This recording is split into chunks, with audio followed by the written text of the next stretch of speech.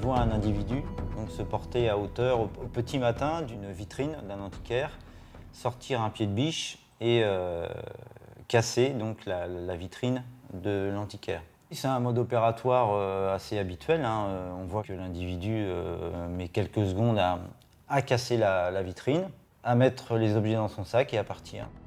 Dans son sac, 7 000 € d'objets précieux. L'individu agit sans cagoule. Il repart dans cette voiture. Un complice l'attendait au coin de la rue. Un élément essentiel pour l'enquête de Mathieu.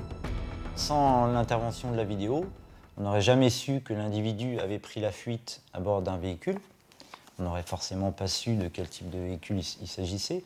Et donc, on serait resté sur un vol simple. Là, dans ce cas-là, justement, on part sur un vol aggravé, qui est un vol en réunion.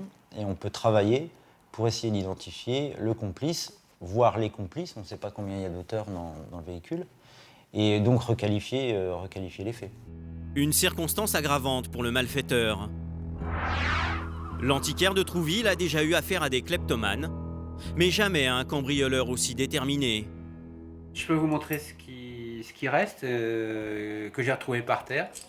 Donc il reste 2 jetons de présence, voilà, du 19e siècle en argent. Il devait y en avoir environ 200 comme ça. Puis un peu d'argenterie, là il me reste une pauvre petite cuillère, voilà. Il ne reste que ça. Tout le reste est parti, tout le service en argent russe, les cuillères, les fourchettes. Un lot d'argenterie russe et des pièces de monnaie anciennes. 7 000 € de pertes pour l'antiquaire. Heureusement pour lui, le cambrioleur a fait preuve d'imprudence. L'individu a commis 2 erreurs. La première, c'est qu'en cassant la vitrine avec son pied de biche, il s'est coupé avec du verre. Il a donc laissé des traces de sang qui ont pu être prélevées et transmises au laboratoire et revenir donc avec un profil génétique qui correspondait à un individu. La deuxième erreur, c'est qu'il n'a pas mis de gants, donc il a laissé une trace de doigt qui est revenue avec une identification formelle du même individu. Le délinquant était déjà connu de leur service. Il était fiché et ses empreintes et son ADN enregistrés par la police. Grâce au laboratoire, Mathieu a pu facilement faire le rapprochement. Le cambrioleur, c'est ce jeune homme de 19 ans aux survêtements noirs. Il a été arrêté par les gendarmes du département voisin. Transféré au commissariat de Deauville, il va être auditionné ce matin. Et Mathieu ne va pas y aller par 4 chemins.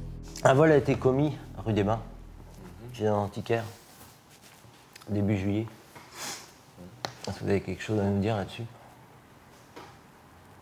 Oui, j'ai mis un coup de main dans la vitrine. Oui, j'y étais à 7h du matin. Oui, j'étais là. Oui, j'ai mis les coups. Le voleur avoue sans difficulté. Il sait qu'il a été filmé et il ne peut pas nier l'évidence.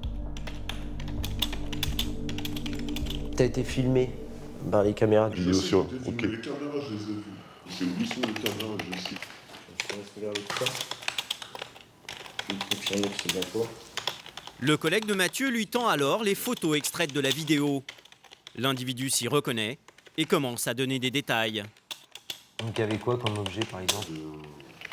Un coffret avec de l'argenterie, des couteaux, je sais, des fourchettes, cuillères. Des pièces aussi? Des petites pièces frappées à l'ancienne.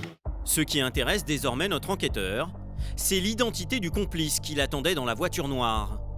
Mais le cambrioleur ne va rien lâcher.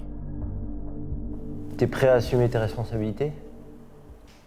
D'accord? C'est ça? T'es tout seul? C'est ça? J'ai une famille derrière. Ouais, non, mais je te pose la question. Parce que, ouais, c'est ça? Pour ça, là, je laisse combien pour avoir fait ce truc-là? Un vol aggravé par la réunion. Ça, c'est un vol aggravé, ça. Oui, parce qu'il y a une réunion, vous êtes 2, c'est 5 ans. Et si tu ajoutes une autre aggravation, comme le fait d'avoir cassé, c'est 7. Le jeune homme est prêt à endosser seul une peine de 7 ans de prison. Les enquêteurs ont toujours été persuadés qu'il mettrait la main sur lui, un habitué de Trouville. On allait forcément retomber sur lui à un moment ou à un autre, sachant qu'il est SDF dans la région et qu'on connaît toutes les adresses où il peut aller et qu'on le connaît très bien. Il a donc pris la fuite dès le jour où il a commis les faits pour repartir dans sa famille.